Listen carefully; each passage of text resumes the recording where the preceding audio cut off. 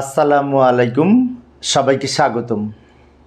প্রিয় শিক্ষার্থী বন্ধুরা, আজকে আমি এই যে হিসাব বিজ্ঞানের রেওয়ামিল সম্পর্কিত একটি সৃজনশীল প্রশ্ন উপস্থাপন করেছি। এই প্রশ্নটা এই যে বরিশাল বোর্ড 2022 সালে এসেছিল, 7 নং প্রশ্ন। তো এইখানে এই তথ্যের আলোকে আমাদের ক নাম্বারে বলেছে রেওয়ামিলে অন্তর্ভুক্ত হবে না এমন লেনদেনের পরিমাণ কত।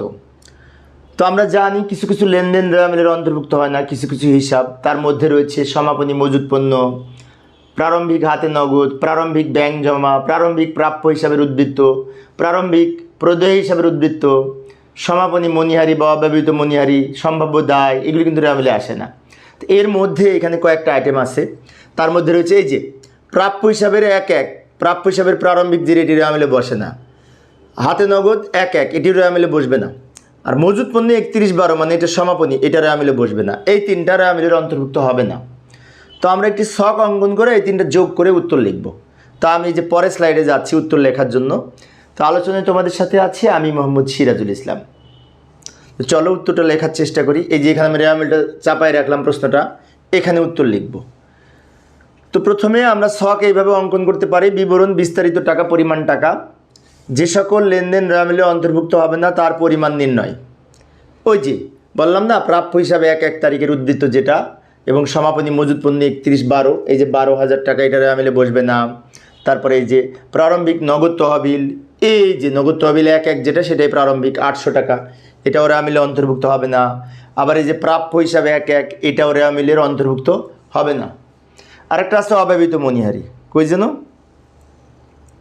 এই যে অব্যবহৃত মণিহারি 300 টাকা, এটাও রেওয়ামিলের অন্তর্ভুক্ত হবে না। অর্থাৎ আমাদের এই অঙ্কের 4টা হিসাব রেওয়ামিলের অন্তর্ভুক্ত হবে না। তার মধ্যে রয়েছে সমাপনী মজুত পণ্য, প্রারম্ভিক হাতে নগদ, প্রাপ্য হিসাবের প্রারম্ভিক উদ্বৃত্ত এবং অব্যবহৃত বা সমাপনী মণিহারি। এখন কি করব, এগুলো যোগ করে এখানে লিখব। ডাবল দাগ দিয়ে পাশে লিখব, মোট কথাটা পাশে লিখতে পারি। তো এইভাবে ক নাম্বারের উত্তরের শেষে আমরা খ নাম্বার করব। খ নাম্বারে বলেছে মুনাফা জাতীয় আয় এবং ব্যয়ের পরিমাণ নির্ণয় করো। তো মুনাফা জাতীয় আয় এবং ব্যয় তথ্যের আলোকে কোনগুলি হবে, আমরা পরের স্লাইডে যাই সমাধানের জন্য। এই যে আমি এখানে আবার সমাধানটা করব। মুনাফা জাতীয় আয় ও ব্যয়ের পরিমাণ নির্ণয়, এইভাবে ছক অঙ্কন করব পূর্বের মতো। তো প্রথমে মুনাফা জাতীয় আয় কোনগুলি সেগুলি দেখি।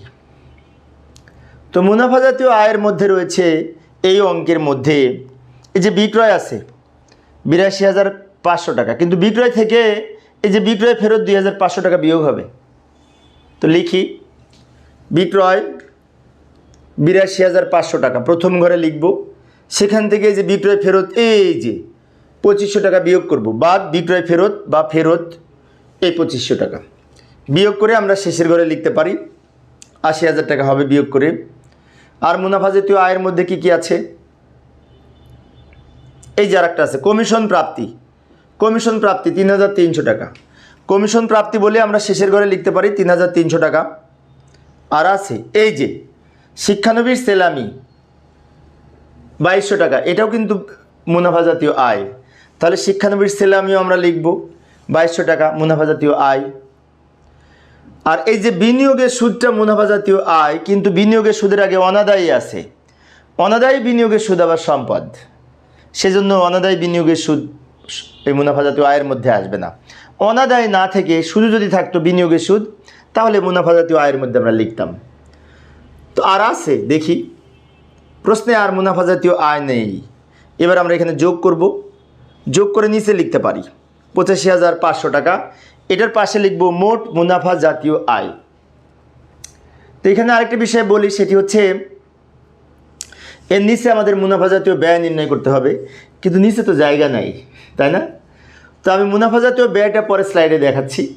তোমরা এক ছকের মধ্যে নিচে করতে পারো, সমস্যা নেই, তোমাদের খাতায় তো নিচে জায়গা থাকবে, তাই না? আমি একটু বড় করে দেখিয়েছি, যার কারণে জায়গা এখানে ধরা বিশেষ করে লেখা সম্ভব হচ্ছে না মুনাফা জাতীয় ব্যয়।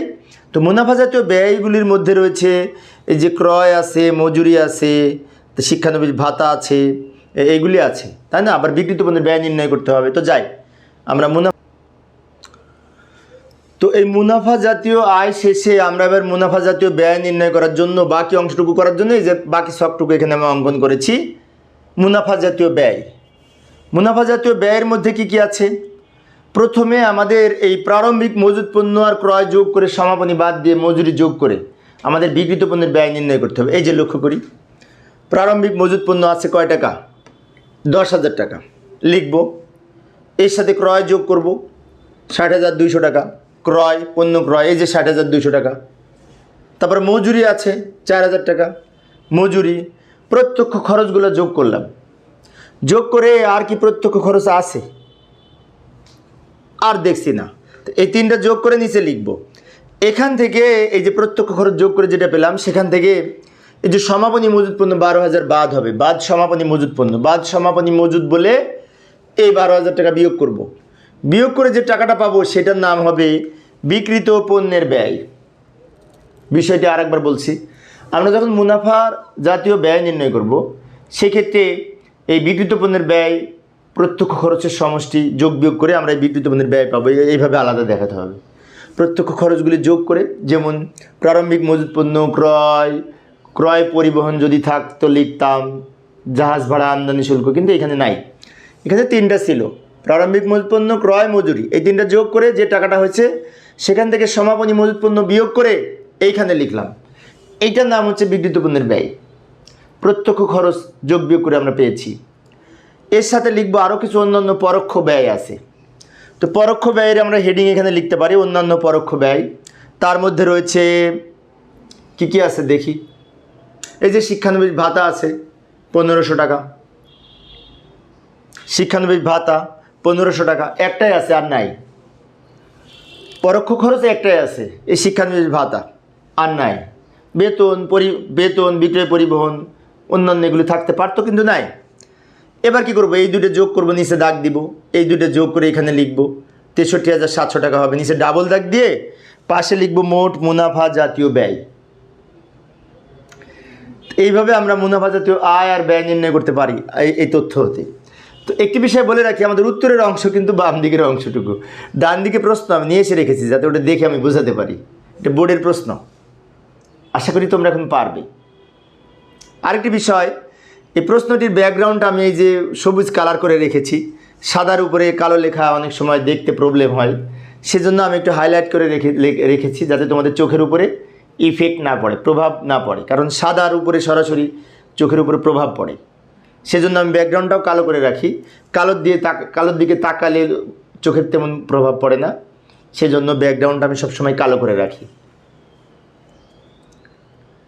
তো এবার গ নাম্বার সমাধান করব। তো যাই, গ নাম্বারের জন্য আমরা আবার উদ্দীপকে ফিরে যাই। উদ্দীপকটা মাঝখানে নিয়ে এসেছি। এবার গ নাম্বারে বলেছিল রেওয়া মিল প্রস্তুত করতে, রেওয়া মিল। তো রেওয়া মিল প্রস্তুতের ছক তো আমরা জানি, তাই না? ক্রমিক নং, হিসাবের নাম। তো তাহলে এই রেওয়া মিলটা তৈরি করার জন্য আমরা প্রথমে দেখব কোনটা কোনটা রেওয়া মিলে বসে না, তার পাশে ক্রস দিয়ে রাখি। এই যে হাতে নগদে এক এটা রেওয়া মিলে বসে না, এটা ক্রস চিহ্ন দিলাম। প্রাপ্য হিসাবে এক রেওয়া মিলে বসে না, এগুলো পাশে ক্রস চিহ্ন দিব। সমাপনী মজুত পণ্যের রেওয়া মিলে বসে না, এটা পাশে ক্রস চিহ্ন দিব। অব্যবহৃত পণ্যের রেওয়া মিলে বসে না। এই তথ্যের আলোকে 4টা লেনদেন রেওয়া মিলে বসে না। আমরা যখন রেওয়া মিল তৈরি করব ওই 4টা লিখব না, না লিখলে এই 4টা আমরা যদি না লিখি বাকিগুলির কিছু ডেবিটে বসবে, কিছু ক্রেডিটে বসবে। এইবার আমি কি করব, যেগুলো ক্রেডিটে বসবে পাশে ক্রেডিট লিখে দিব, আর বাকিগুলো ডেবিট। তাহলে তোমরা রেওয়া মিল প্রস্তুত করতে পারবে। কারণ রেওয়া মিল প্রস্তুত করা অনেক সহজ। আমি সময় সংক্ষিপ্ত করার জন্য শুধুমাত্র কোনগুলি বসবে না ক্রস চিহ্ন দিয়েছি, এগুলো রেওয়া মিলে লিখবে না। এবার যেগুলি ক্রেডিটে বসবে তার পাশে ক্রেডিট লিখব, আর বাকিগুলি যেগুলি কিছুই লিখব না ওইগুলো ডেবিটে। লক্ষ্য করি যে মূলধন ক্রেডিটে বসবে, মূলধনের পাশে ক্রেডিট লিখলাম। বকেয়া বেতন ক্রেডিট দিকে বসবে, বিক্রয় ক্রেডিট দিকে বসবে, কমিশন প্রাপ্তি ক্রেডিট দিকে বসবে, শিক্ষানবিশ সেলামি ক্রেডিট দিকে বসবে। তোমরা আবার এরকম ডেবিট ক্রেডিট লিখবে না, রেওয়া মিল প্রস্তুত করবে। রেওয়া মিল প্রস্তুত করা নিশ্চয়ই পারো, যেহেতু বোর্ডের সমাধান করতেছি, পূর্বে রেওয়া মিল চ্যাপ্টার করেছো না, সেইভাবে। তাহলে আরেকবার বলছি আমি, সেটি হচ্ছে এই যেগুলো পাশে ক্রস দিয়েছি ওইগুলো রেওয়া মিলে বসবে না। যেগুলো পাশে ক্রেডিট লিখেছি ওইগুলো রেওয়া মিলে ক্রেডিট দিকে বসবে, আর যেগুলো পাশে কিছু লিখি নাই ওইগুলো ডেবিট দিকে বসবে। এবার তোমরা যোগ বিয়োগ করলে রেওয়া মিলের যোগফল হবে এইটি। এই যে আমি দেখাই দিলাম, 1,43,000 টাকা যোগ করে উত্তর হবে। এবার তোমরা এই তথ্যের আলোকে রেওয়ামিল প্রস্তুত করতে পারবে ইনশাল্লাহ। তো প্রিয় শিক্ষার্থী বন্ধুরা, ইসলামের আজকের আলোচনার বিষয় আমি অল্প অল্প করে আলোচনা করি, শিক্ষার্থীরা যাতে ভালো মতো বুঝতে পারে। তো আজকে এই পর্যন্ত, পরবর্তীতে আরও একটি এই ধরনের অঙ্ক নিয়ে হাজির হব তোমাদের সামনে। পরিশেষে সবাই ভালো থাকবে এবং সুস্থ থাকবে এই কামনায় খোদা হাফেজ।